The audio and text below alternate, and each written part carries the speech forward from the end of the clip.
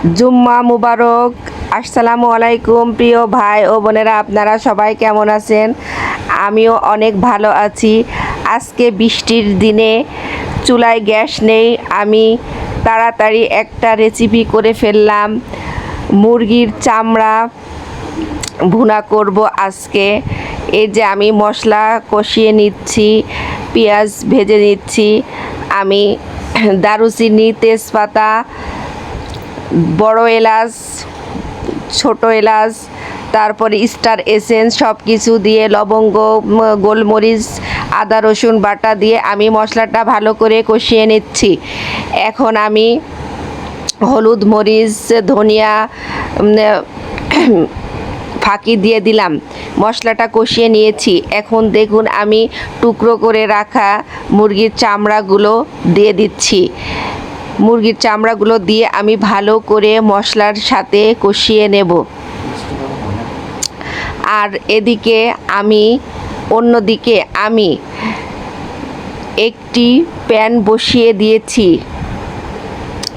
আমি চাপটি বানিয়ে নেব। গ্যাস চলে গিয়েছে আমার, এখন আটা সিদ্ধ করে রুটি বানানোর মতো সময় নাই। তাই আমি এই যে আজকে গোলা রুটি তৈরি করব। গোলা রুটিটা যখন কম গ্যাস থাকে, একটা পাতলা প্যান বসিয়ে দিলেই তাড়াতাড়ি গরম হয়ে যায়, আর গোলা রুটিটা খুব সহজেই করে নেওয়া যায়। এই যে দেখুন আমি কিভাবে গোলা রুটিটা তৈরি করে নিচ্ছি।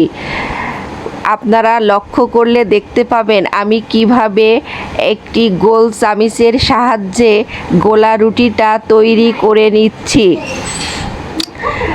এখন এই যে গোলা রুটিগুলো আমার অনেকটা রুটির মতো হয়ে গিয়েছে। চেষ্টা করবেন সময় নিয়ে আপনারা সুন্দর করে আলতোভাবে গোলা রুটিটা মেলে দেবেন চামিচের সাহায্যে। দেখুন আলতোভাবে আমার গোলা রুটিটা উঠে যাচ্ছে, অনেকটা রুটির মতোই হয়। বেলাবেলির ঝামেলা ছাড়াই এই গোলা রুটিটা অনেক ভালো হয়।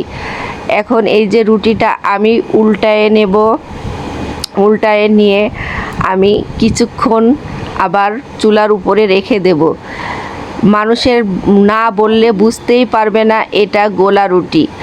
আমি আজকে সকালের নাস্তা গোলা রুটি আর মুরগির চামড়া ভুনা দিয়ে করব।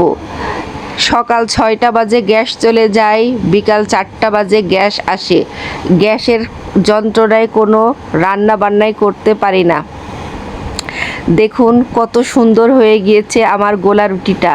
আমি আরেকটাও দেখিয়ে দিচ্ছি আপনাদের বোঝার সুবিধার জন্য। দেখুন কত সুন্দর হয়ে গিয়েছে আমার গোলা রুটি।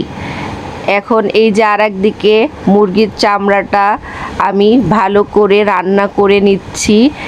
একটু লবণ দিয়ে দিচ্ছি, আর একটু লবণটা আপনারা স্বাদ অনুযায়ী দিবেন। দেখেন কত সুন্দর মাখা মাখা হয়ে আসছে। এখন আমি আমার বানানো স্পেশাল একটি মশলা তৈরি করে রাখি সব সময়।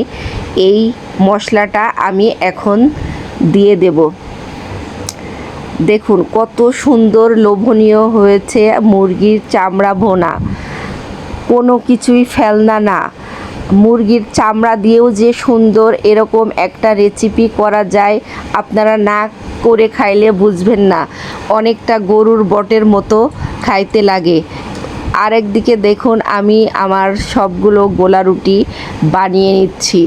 দেখুন আমার মুরগির চামড়াগুলো ভুনা করা হয়ে গিয়েছে। এখন আমি নামিয়ে নিব। কত সুন্দর লোভনীয় হয়ে গিয়েছে, এটি খেতেও অনেক মজা। আপনারা একদিন আমার এই রেসিপিটা করে খাবেন। আমার এই রেসিপিটা যদি ভালো লেগে থাকে সাবস্ক্রাইব করুন, লাইক করুন, আর ফেসবুক পেজ থেকে যদি দেখে থাকেন তাহলে আপনারা শেয়ার করে দিন।